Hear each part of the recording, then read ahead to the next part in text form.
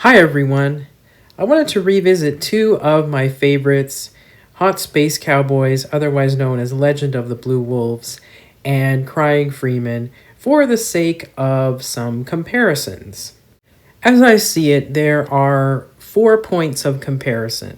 First, that they are both action anime. Second, that they are about traumatic experiences. Third, that they are romances.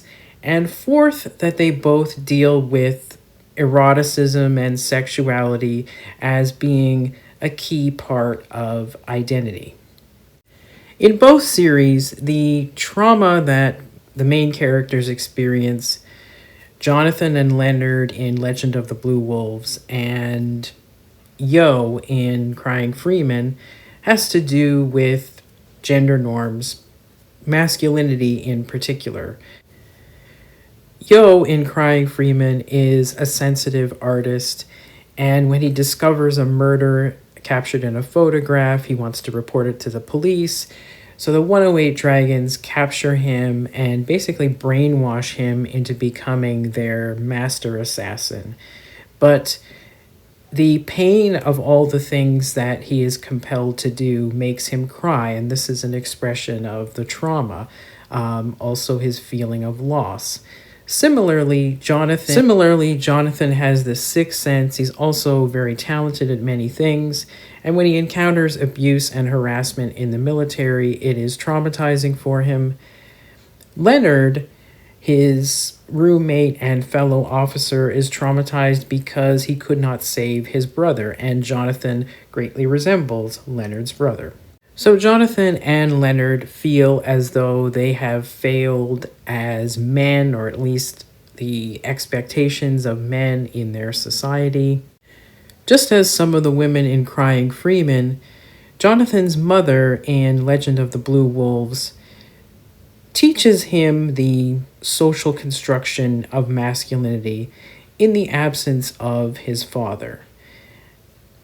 So the masculinity that Jonathan is taught to look up to, idolize, and model himself after also becomes a source of desire. So it's who he wants to be and who he wants. Now, in each story, it is falling in love, having a romance that ruptures all these restrictive, oppressive rules around who or what a man should be.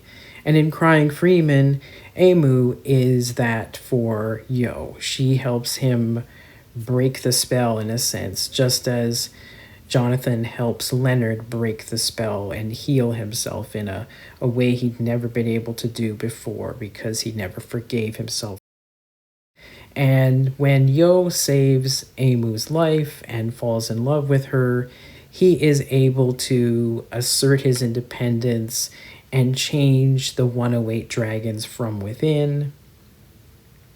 Both of these anime are also explicitly erotic, and Crying Freeman is interesting in that it presents non-monogamy in a nonchalant, casual way. Freeman has a relationship with Dark-Eye, who becomes one of his closest allies, as well as several villainesses. Emu and Dark-Eyes work together and are indeed good friends, not enemies at all. And finally, both anime support the idea that love and identity are what is worth fighting for, and perhaps what masculinity should be defined as being about, rather than these layered societal expectations. So I wanted to revisit both of these fantastic anime to discuss those comparisons, and I highly recommend them both. Thank you for watching, and bye for now.